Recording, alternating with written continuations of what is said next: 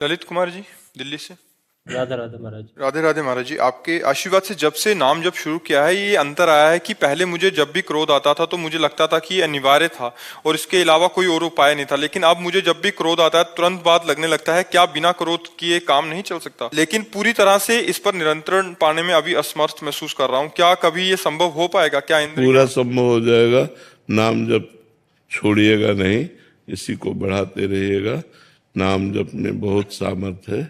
विवेक पूर्वक हम उस बात को बड़ी नम्रता से भी कह सकते हैं, जिसको हम सामने वाला क्रोध से कह रहा है, हम बड़ी नम्रता से कह सकते हैं, मुस्कुरा के कह सकते हैं, और वो क्रोधित होता रहे और मुस्कुराहट से अपनी बात कह के चल दिए।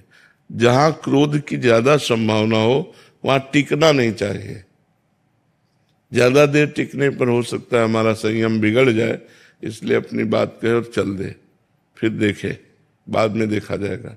क्योंकि उस समय तत्काल में उत्तर प्रत्युत्तर यदि होने लगा तो फिर उपज क्रोध ज्ञानी के ही है।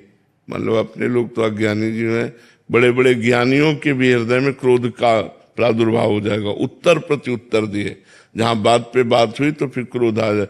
हमें चाहिए अपनी बात कह के चल देना। हम क्रोध से यदि बचना है तो हमको अपनी बात कह देना, हट जाना है।